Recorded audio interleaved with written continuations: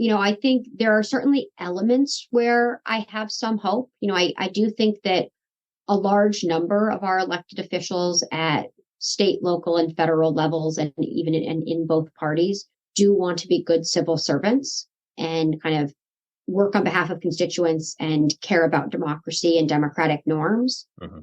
But I think that what worries me the most right now, and I kind of alluded to this before, is not that parties care strongly about kind of differences in tax policy or healthcare policy or how we engage with Russia or China or other countries, but it's that election integrity, fairness, and the rule of law have become such partisan questions.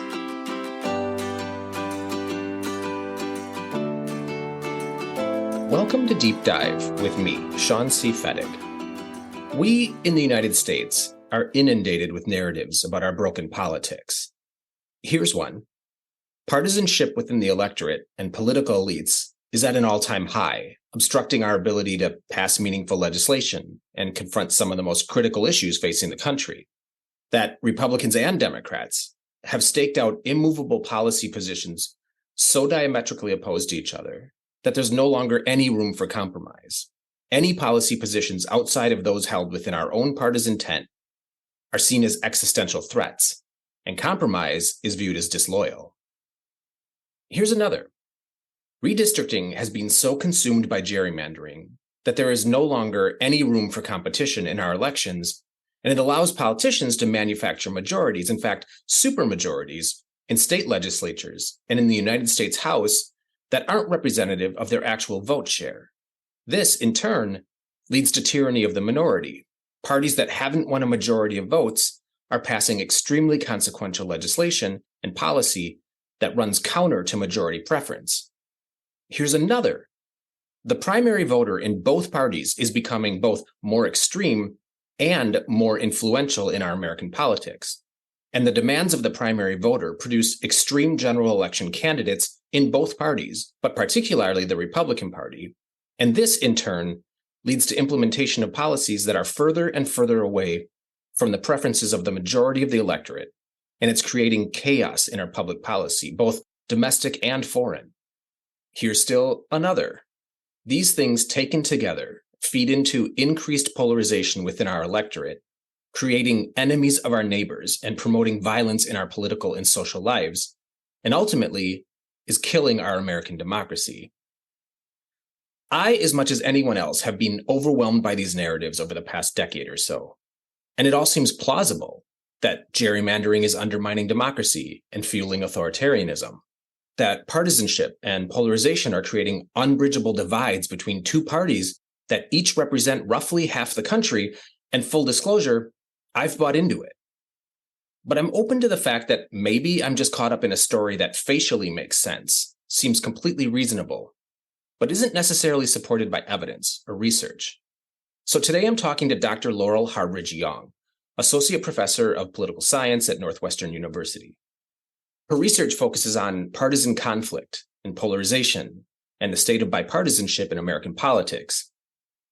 Our conversation today aimed at helping to understand the true influence of these things on our politics and our democracy is informed by her research and her two most recent books.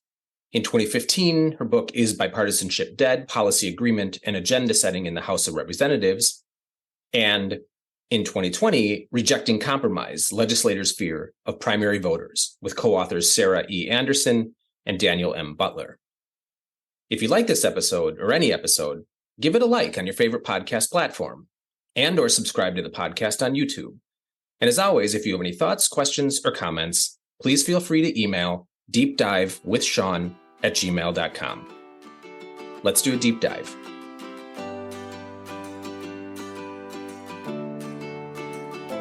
Dr. Harbridge-Yong, thanks for being here. How are you? I'm doing well, thank you. Appreciate the invitation. Absolutely. I'm excited to have you here. So we're going to talk about three concepts that I think are directly impacting the tone of our politics and our governing these days. So bipartisanship, polarization, redistricting, and I couldn't imagine somebody more appropriate to have that conversation with. So I'm excited to have you here. Thank you so much. So let's start with bipartisanship. I mean, these things are all somewhat interrelated, and as much as they are, we can talk about that. But to me, it seems like we're living through a time in which bipartisanship is a dirty word or something that we shouldn't be striving for, at least in our politics. And this seems to stand in contrast to our historical understanding of bipartisanship as something that we should strive for, that it's a moderating and unifying influence on our politics and the legislative process. But it seems like today that legislators and politicians in pursuit of bipartisanship are, more often than not vilified from within their own party and increasingly targeted in their primary by more quote unquote party purists. So drawing directly from the title of your book, is bipartisanship dead? So, I think the question of the book makes it seem like there's an easy answer, but unfortunately, it's not so simple. Mm-hmm. So I guess a couple of thoughts here. So first, I can give you kind of a snapshot of where I think bipartisanship is at now, and then I can kind of give my perspective on maybe what's changed and what hasn't changed over time. Mm-hmm. So first, I think we still see a mix of bipartisanship and partisanship within the legislative process. So as I found in my research for my book, bipartisanship really persists for the most part from the 1970s up through more recent decades in the early stages of the legislative process. So the bills that members sponsor and other members join on as co-sponsors, still continue to have bipartisan coalitions at roughly the same rates now as they did in the past. There's been a little bit of a decline, but nothing that looks like that kind of plummeting of bipartisanship when it comes to roll call votes. There's also research both from my own work as well as research by Jim Curry and Francis Lee that finds that among the bills that become law, those still continue to be bipartisan for the most part. So most of the bills that are enacted into law have significant bipartisan support in at least one chamber. So even as polarization has grown, the parties, or the majority party in particular, has not become more successful at pushing through a partisan agenda.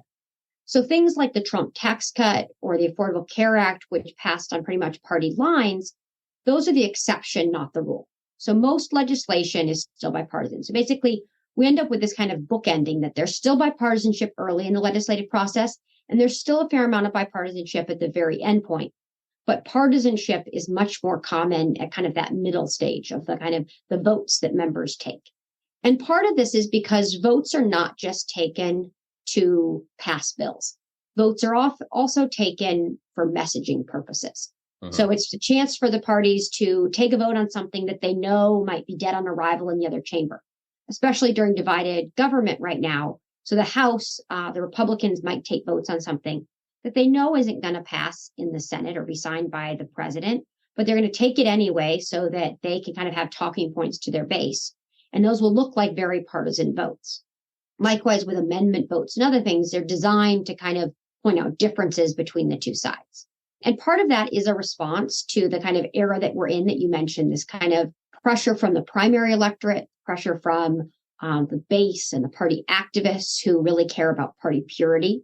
And I do think that the creation of safe seats over time is contributing to this. But I kind of want to caution against saying that the kind of old era was this kind of golden era of bipartisanship. Because if we look back, so in the 1950s, the American Political Science Association put together a report that still is cited widely today that actually criticized the amount of bipartisanship that was occurring at that point in time. So they basically said that the parties were Tweedledee and Tweedledum. There wasn't really any difference between the two parties. Voters didn't have much choice. When they elected a particular party to the majority, it wasn't clear what they were going to pursue as an agenda and how it would be different than what the other party would pursue.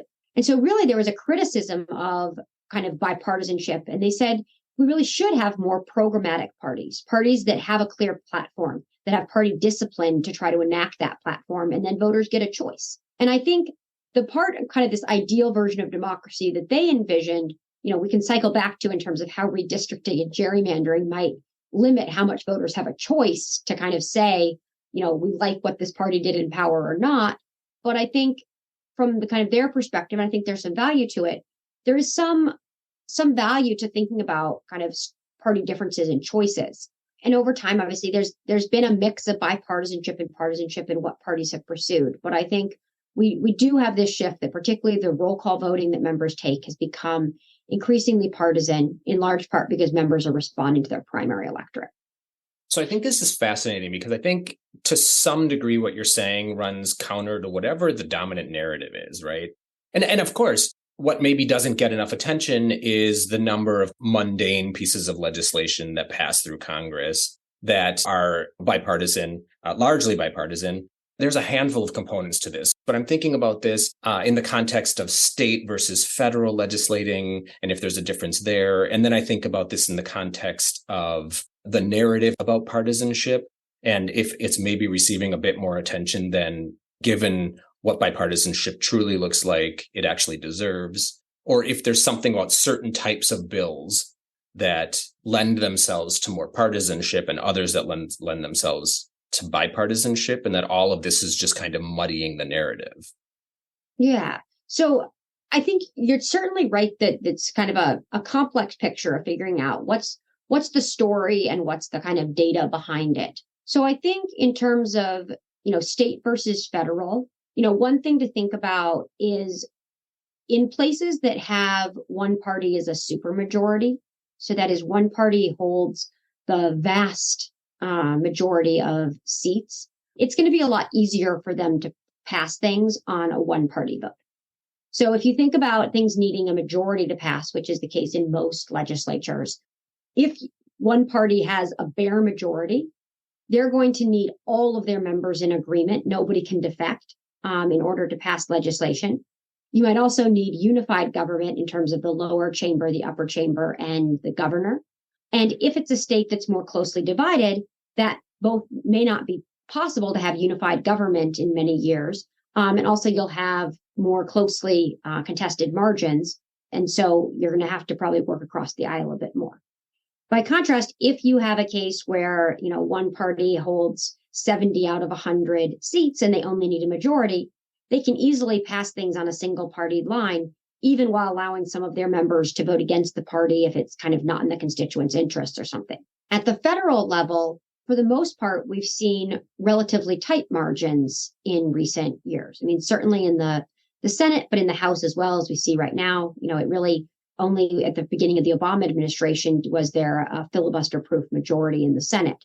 And so that's where, again, institutional rules matter there. So part of the reason, not the only reason, but part of the reason that federal legislation is kind of forced to be bipartisan in many respects is the filibuster in the Senate. Mm-hmm. So if a minority of legislators can block legislation, the only way to pass legislation is to get 60 votes in the Senate. And so unless it's a budget reconciliation bill, which you only get at one bite at each budget period, so each year, everything else is potentially filibustered. And so you're likely going to end up with, in the current Senate, at least 9 or 10 Republicans supporting legislation that passes. So, that's an institutional reason. And then I think there's also the reason that when the parties are putting together kind of big packages of legislation, it becomes a bit of a compromise and a log roll. And major pieces of legislation are going to have some things that, the Republicans like, some things the Democrats like, often things that the kind of extremes of both of their parties don't like. But that these pieces of kind of legislation, particularly these ones, when you hear about some of the big things that have been crafted to avoid the debt ceiling or the transportation kind of Inflation Reduction Act, they combine a lot of different things that have pieces that can get different members on board, even if the party as a whole from the minority is not on board. Let's talk a little bit about polarization. This is another narrative, and the dominant narrative being that we are experiencing incredibly high polarization at the extremes. And I think it's important to distinguish between polarization within each of the parties and then polarization within the electorate. I think it's probably true that both of these have existed, to varying degrees and with varying intensity, since the inception of the country, but it feels particularly tense. And again, this could just be the narrative, but it feels particularly tense within both the parties and then also within the electorate today. Is this true? Is it unique? And if it is it bad? So I think that it is somewhat unique in a couple of respects. So I think that one of these is that polarization among our elites, so among our political parties and our elected officials, encompasses more issues now than at other periods of high polarization in our history. So if you look at kind of common vote-based measures of polarization, so one of these is a thing called the DW Nominate score that's based on the roll call voting records of members, and it plots members' ideal points or their ideological location. And if you look over time, you see that, back in the post-Civil War era or kind of leading up to World War II, there were high levels of polarization as well. And it was really kind of the 1940s, 1950s, 1960s that were the anomaly in terms of low polarization. And then we're back to high polarization again today. But what's really different there is that in the past, it was really a couple of key issues that divided the parties. And now it's so many things. It's economic issues, it's social issues, it's how we engage with international relations and so forth. So kind of the extent of issues that are polarized, I think, is greater now than in the past. I think that a second change, and this is on the side of the electorate, is that the public is either polarized or at a very minimum sorted. So by sorted, I mean that they may not take extreme positions, but that people who self-identify as Democrats take left of center positions and people who self-identify as Republican take right of center positions. But that combined with this issue-based or ideological-based polarization or sorting is also a rise of what we call affective or social polarization. And so this is the idea that increasingly people view their partisanship as a core part of their social identity. This means that they think about their partisan group as the in-group and the opposing party as the out-group. They tend to have more animosity toward the opposing party. And one thing that's kind of changed over time and that reinforces this is, and this draws on work by Liliana Mason, is that people's identities now overlap. So now not many people have cross-cutting identities between their party, their religion, their sexual orientation, their race. And so kind of when all of these orientations are kind of reinforcing, it makes it even more that there's a strong in-group to which you want to protect, that you're kind of view the world through the lens of what's going to kind of make my in-group look good and make the out-group look bad. And so, I think that in this political environment, I do think that there are kind of concerning and problematic aspects of this level of polarization. So I think it does impact our ability to legislate. It doesn't make it impossible. And as I said before, bipartisanship is possible, but it raises the risk of gridlock. So for our legislators, if they have, very far apart preferences, in many cases, it may mean that gridlock, so the absence of policy change, is a better alternative for some members than accepting a compromise on policy or kind of accepting some sort of disagreement. And sometimes this is because gridlock is actually kind of current policies closer to what they want. In other cases, it's because they want to kind of reject that half loaf and kind of hold out for the whole loaf, or they think their electorate or their primary electorate would want them to. So I think that it increases the likelihood of gridlock. It also, I think, perhaps even more problematically, is it decreases our ability to engage in civil discourse. I think we see this both among our elites and elected officials as well as among the mass public, that the way in which people talk about people in the opposing party is increasingly not that these are, civic-minded individuals who are doing their best to govern, and they may have different ideas of what is the best policy, but they are, committed to the democratic ideal and to helping constituents. But instead, people see both the policies as being dangerous on the other party, but they see the people as being dangerous as well. Mm-hmm. And at the mass level, we see this as kind of stereotypes that people hold about the other party, and even this kind of rising and concerning trend of harassment, threats, and violence being directed at elected officials. And this kind of perspective that people, again, because they see these stereotypes, they kind of are engaged in motivated reasoning, where when they read a news story that kind of demonizes the opposing side, they believe it. They say, yes, that matches my pre-existing worldview. I'm going to kind of take that in and buy it. It makes people kind of very angry and very distrustful of the opposing side. And I think that that is problematic, not just for legislating, but for our kind of civic discourse more broadly. I think often, at least for the layperson, and this might be true in academia as well, when we talk about what we expect of our politics or a change in tone or politics or governing today, that what we often mean is a change in the more modern era. And what gets lost, and I think what you reminded, or the context that you've put this in a couple of times, is that we have lived through periods of time in which we experienced high polarization, both within parties, but also within the electorate, that we've experienced high periods of partisanship in our history. So in that context, then, I wonder if the narrative that we hear now, or the story that's spun now, that the degree of partisanship and the degree of polarization is posing a threat to our democracy, an existential threat to our democracy, is outside of context, overblown, or do you think we have something to worry about? So I'm a little bit of two minds here. I think that, I think on the one hand, the degree of partisanship and polarization, while high, has not precluded places of bipartisanship and compromise from occurring, but it has made it harder. And in particular, it has made gridlock more likely. And I think, we see this on these kind of standoffs over the debt ceiling and government funding bills, that there are perhaps real consequences of this. I mean, I think we saw even on this last one, even though they made a deal, it still impacted the credit rating of the United States. Mm-hmm. And so I think that there is a real consequence of this kind of legislative approach of kind of brinksmanship that might be coming with polarization.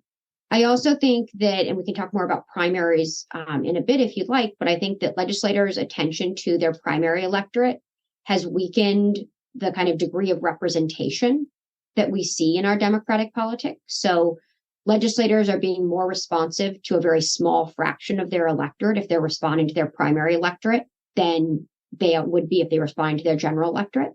Mm-hmm. So there are a lot of people whose voice is not being reflected by what their elected officials are doing in terms of policy or approach. And I think that the kind of way in which our civic discourse has been damaged through polarization are concerning.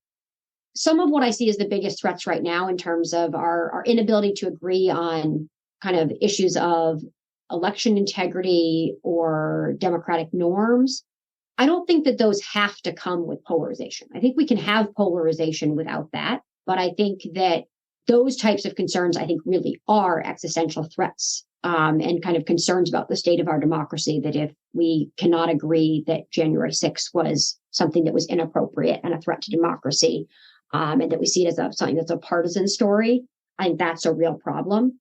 If people disagree on what the appropriate tax rate is, I don't think that that's the same type of problem. Mm-hmm.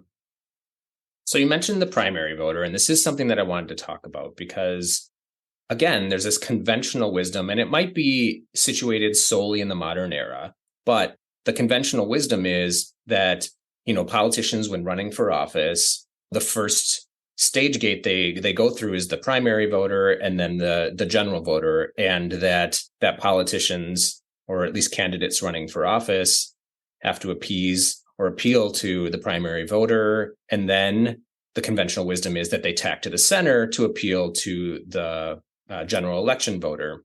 But that's changing, that, a lot of analysis and research today seems to suggest that there's an increasing influence of the primary voter on the candidate pool. And a lot of this attention is focused on the primary Republican voter, on the Republican candidate.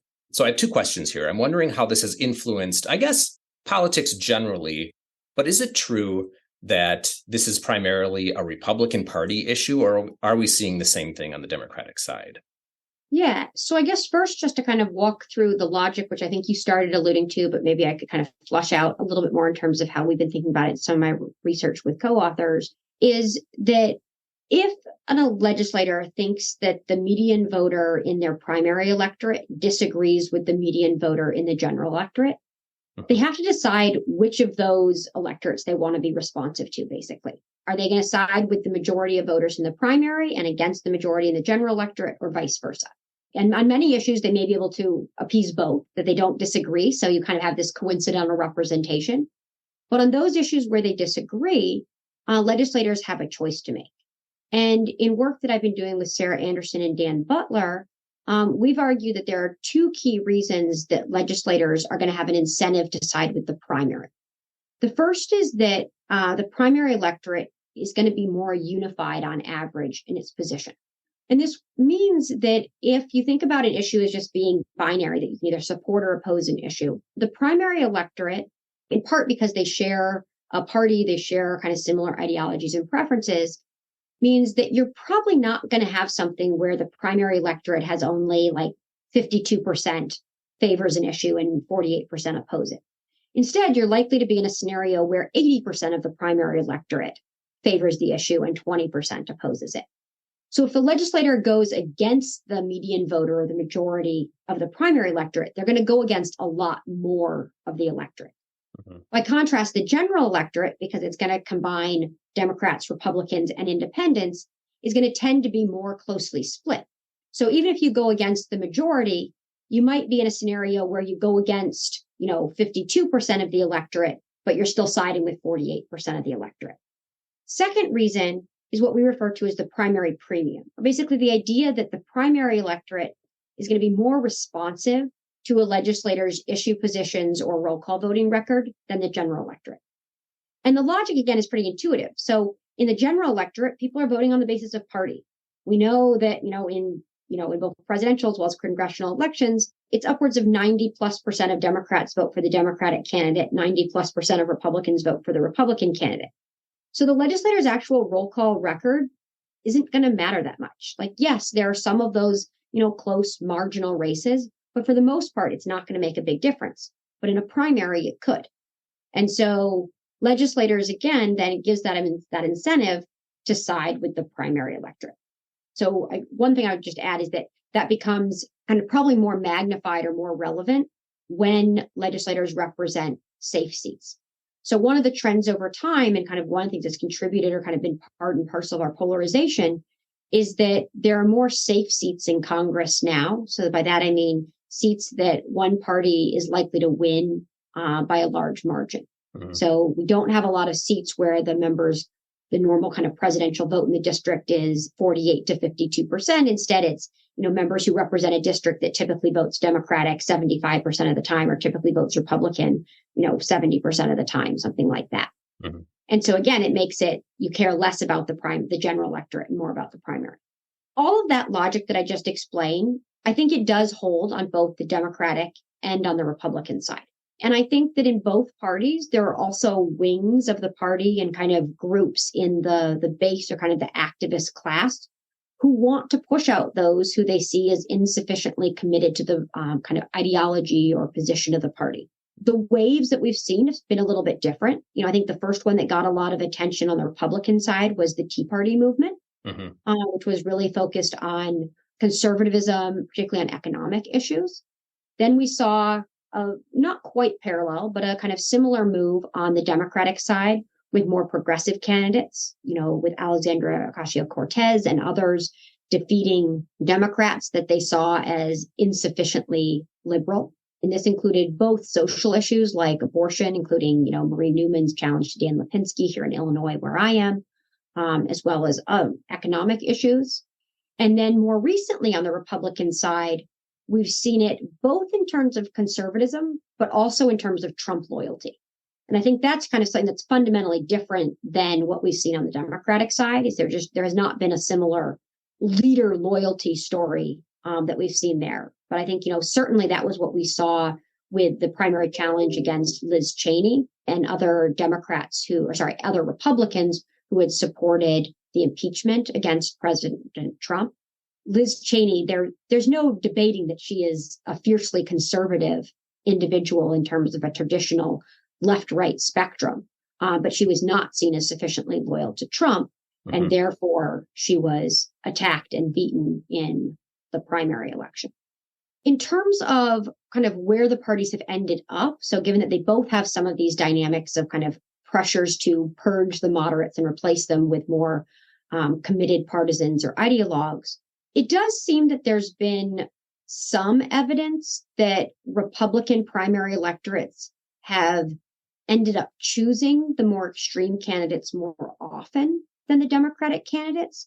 But I think it's still a bit early to say whether this is something systematic or whether this was the result of just a couple of election cycles. But for instance, in 2022, there were 14 congressional incumbents who lost in primaries. And on the Republican side, the kind of people who lost were over or kind of even had contested primaries. It was overwhelmingly the kind of very conservative or pro-Trump candidate who won. But on the Democratic side, it's been a bit more split. So in contested primaries, there's been a mix of victories for the moderate candidates, or kind of mainstream candidates, I should say, as well as victories for the more progressive wing of the party. So you both saw, I know, for instance, on the kind of Senate side, you saw progressive candidates like Mandela Barnes in Wisconsin win, but you also saw Tim Ryan in the Senate primary in Ohio, who was the more kind of mainstream candidate won. And in several of the House races, you know, in one case, actually, where it was two incumbents against each other with Sean Casten against Marie Newman here in Illinois. Casten beat out Newman, so he was the more mainstream candidate. She was the more progressive. And so there hasn't been a kind of clear win for the progressives within those primaries. And one possibility is that Democratic voters recognize that moderation might be part of electability. So come general elections, Democratic voters might see that, you know, if they want to win that seat, they have a better chance with the more mainstream candidate, and they prioritize that. But I don't think we quite know enough to kind of know if there's really something systematic going on there, but there might be a little bit of a Democrat-Republican difference there. I think what seems to be sucking a lot of the oxygen out of the room when it comes to the state of democracy in the United States is the idea that, you know, we're potentially facing civil war, that the division in the United States is between, you know, liberals and conservatives, and there's no real space between for things like, you know, bipartisanship or compromise. But I wonder if that is actually a symptom of something else that might be happening that is maybe less existential, and that is that we're seeing more of a realignment within the Republican Party itself than we are so much at the aggregate national level across both parties and all voters. I mean, so I do think that we are seeing a change within the Republican Party where, you know, I think, and there was elements of this before, you know, you see with, you know, Scott Walker's rise in Wisconsin, but I think that, you know, 2016 and Trump kind of accelerated this and kind of brought it to the front, is that, you know, and we see this in terms of the realignment that like high education voters are now kind of seen as more Democratic. So you have this kind of oddity where high income voters are Republican, but high education voters are Democratic. Is this kind of the Republican Party, instead of being predominantly focused on economic interests and what's good for business, what's good for the upper class, has kind of really brought more centrally into the party the kind of white working class and those who kind of feel racial resentment, those who feel kind of left behind or kind of really, frankly, criticized and insulted by the message of some Democrats in the Democratic Party in terms of, you know, how they have talked about them or kind of approached them in terms of our politics. And I think that that was an element of the Republican Party that maybe was there in some kind of nascent form before Trump, but really was kind of brought centrally into the party by Trump. And it now is kind of part of the base that legislators are focused on and are responding to. So you mentioned safe seats a little bit ago, and I want to talk about this because this is also influencing the way we politic. And one of the ways that we get to safe seats is through the redistricting process. And I'm interested in the role that it's playing in our contemporary politics. And so really quickly, redistricting is essentially the redrawing of congressional boundaries on a 10-year basis, although that can happen on a different schedule. And both sides, so Republicans and Democrats, have been accused of gerrymandering, which is redistricting in such a way as to, you know, maximize their own vote share while also minimizing the vote share of the other party. And our understanding is that this gerrymandering creates an unfair environment, perhaps safe seats in a way that dilutes the power of voters in some areas, and that taken in the aggregate can give, you know, extremely disproportionate power to parties in the House and in state legislatures that didn't really or actually win votes commensurate to the seats gained. So I'm wondering, if this is as insidious as it's purported to be, and functionally, what form is it taking?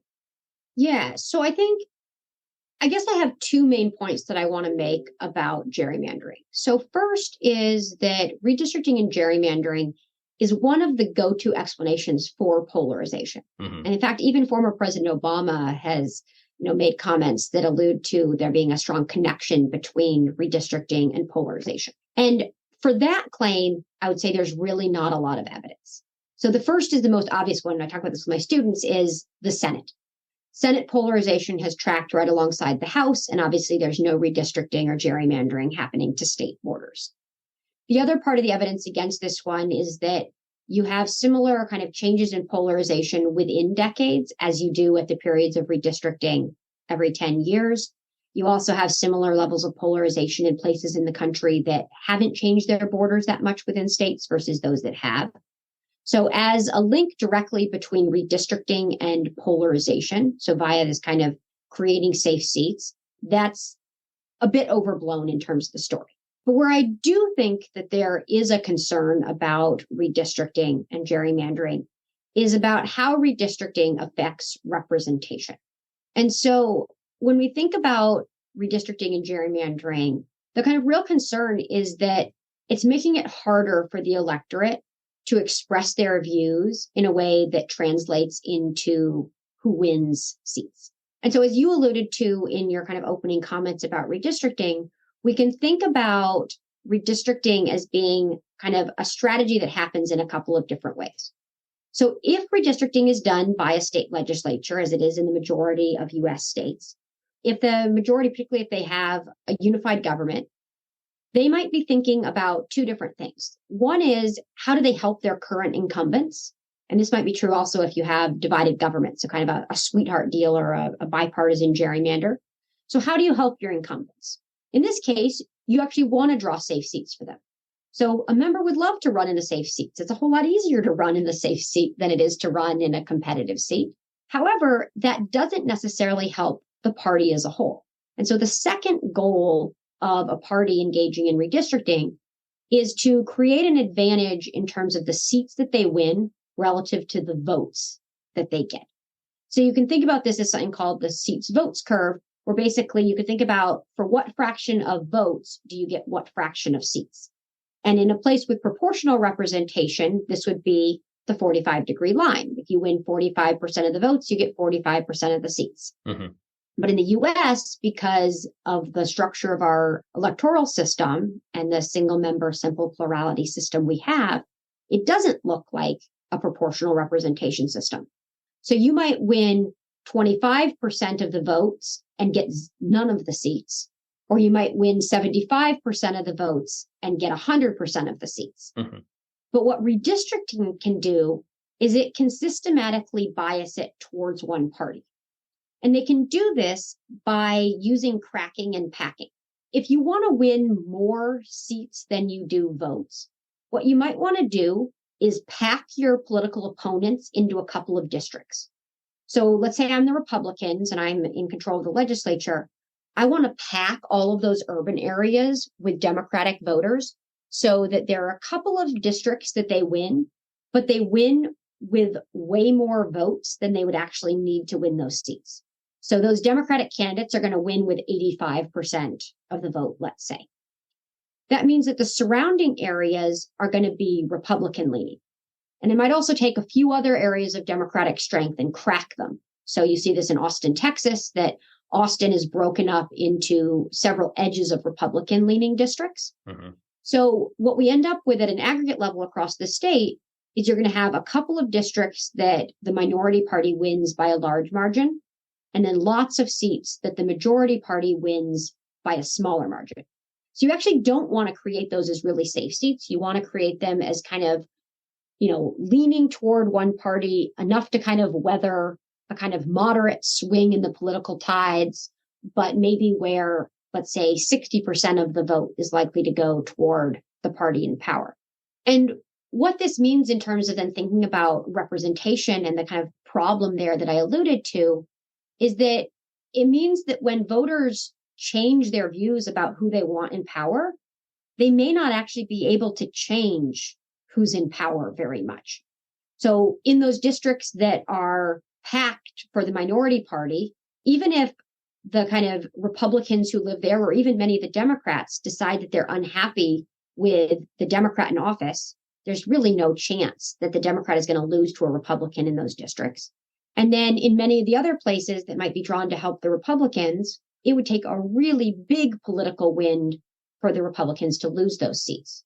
So as an example of this, and this draws on some work by Jonathan Rodden at Stanford, he's done some work looking at Pennsylvania.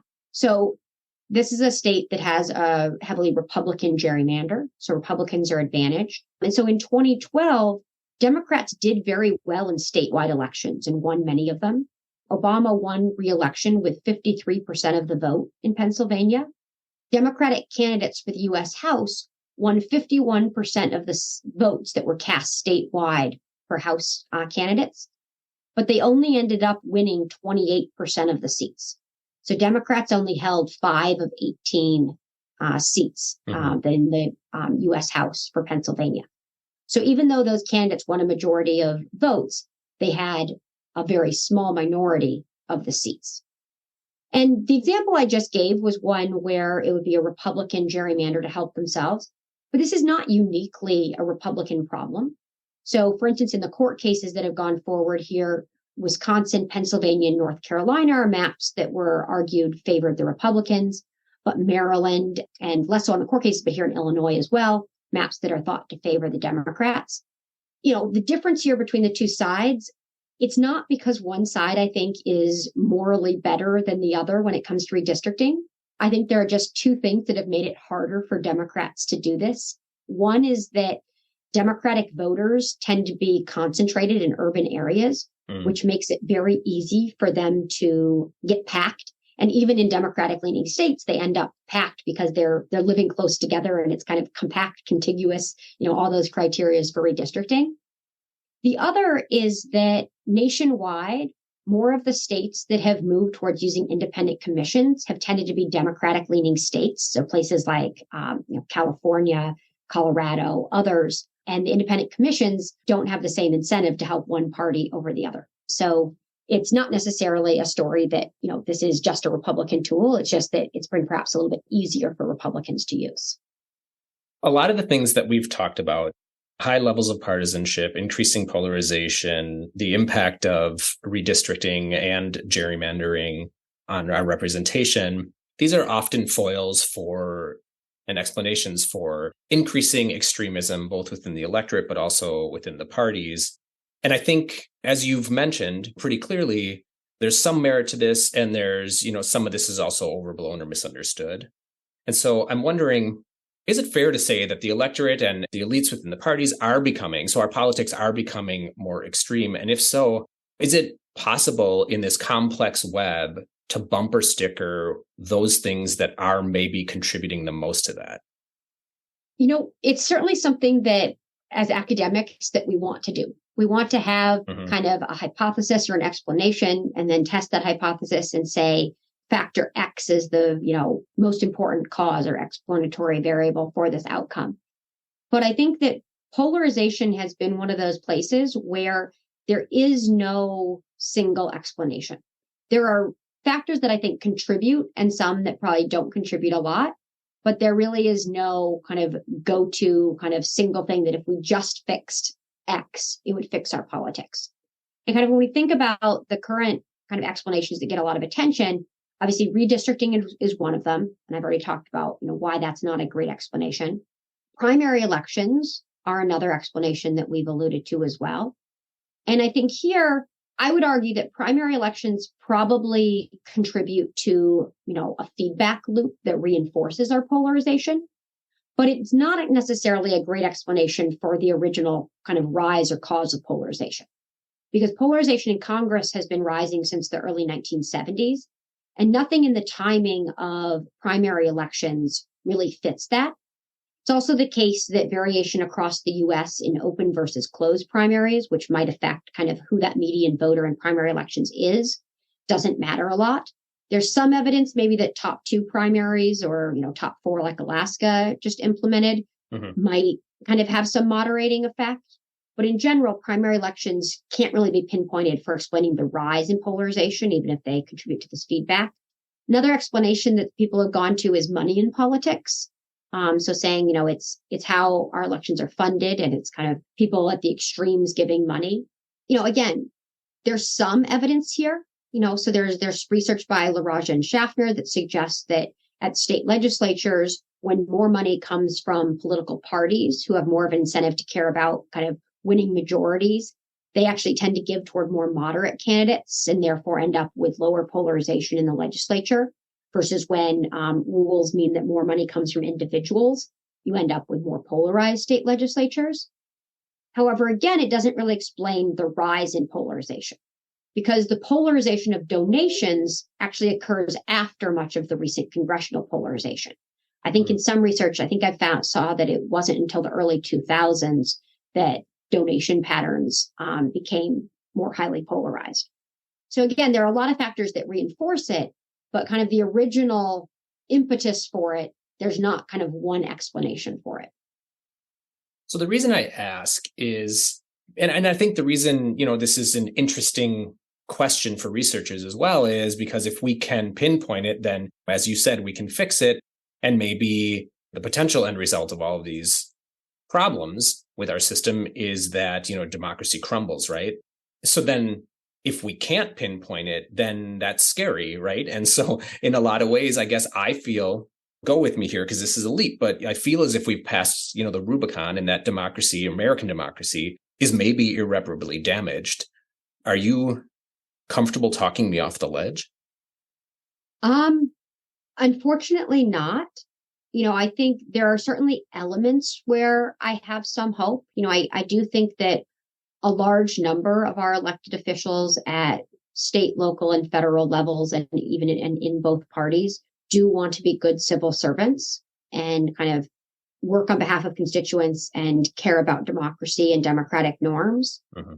But I think that what worries me the most right now, and I kind of alluded to this before, is not that parties care strongly about kind of differences in tax policy or healthcare policy or how we engage with Russia or China or other countries, but it's that election integrity, fairness, and the rule of law have become such partisan questions.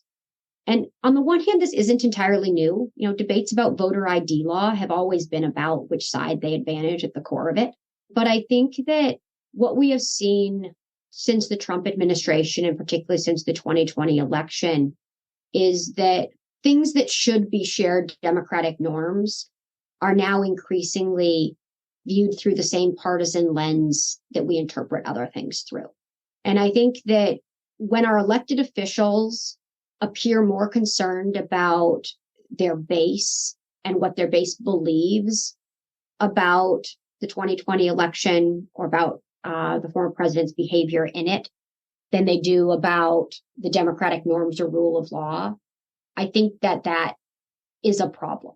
By no means are the Democrats angels in all of this. Certainly, I think that they have tried in ways to make their side look good and the other side look bad, and are not just focused on democratic norms directly. But I think the current example is just one where it's not equivalent between the two sides. That I think even right after January 6th, Kevin McCarthy, Mitch McConnell, others, in those first days, they were willing to blame the former president for his behavior and say that he had no place in office. I think it was, I forget the exact words that they each used. But I feel like it's concerning that their language and other legislators shifted after that. And now as we enter a new primary election season when Trump is the front runner for his party, that the elites within his party, even who expressed concern about how he approached democracy, they're not leading a charge to say that this has to stop. And so I think that we're a little bit between a rock and a hard place where, on the one hand, the Justice Department and states who are pursuing President Trump through the indictments, if they don't pursue him, then it seems like elected officials are above the law, or former elected officials are above the law. And that's a problem for democracy. But it's also a problem for democracy if the kind of indictments or investigations of him are seen as partisan witch hunts and kind of further erode trust in our democracy and democratic norms and the rule of law. So I think, this is for me kind of perhaps the biggest thing. And then secondary to that is how people feel about I think everyone at a core believes that everyone who is eligible to vote should have the chance to vote. But I think that this isn't really reflected in the types of support that the two different parties propose and want. And so I think, if you or others are interested in great work on this, Jake Grumbach at UC Berkeley has some really great work in his recent book about how polarization plus the nationalization of politics has meant that U.S. states have both become laboratories for policymaking, but also kind of what he calls laboratories for democratic backsliding, as they've engaged in these kind of coordinated efforts to change voting rules, engage in gerrymandering, and kind of push policies that are kind of really driven by organized interest rather than the voters themselves. And I think that also perhaps offers a kind of sad view on American democracy. But I think for me, it's really the state of where we are with the kind of democratic norms in elections as most concerning. But I do, and I'll just reiterate this, as I said before, I do think that both sides have people who truly want to make this country a better place and truly value our democratic institutions. And I think that I just wish that they had more electoral incentives to prioritize that over their base. All right, really quick, final question. You ready for it? Yes. What's something interesting you've been reading, watching, listening to, or doing lately? It's an excellent question. And I thought long and hard about this when you reached out. And, I have little kids, a 4-year-old and a 1.5-year-old. And I have to say, there's not been a lot of reading, watching, or listening to things that don't involve them. So I'll just say something really interesting is raising kids. You are not all of my friends that have kids. That's the exact same response I get. So I both, I appreciate that, and I'm excited for you and sympathize. Excellent. Dr. Harbridge-Yong, thanks for being here. I really appreciate the conversation. Thank you so much. It was a great time.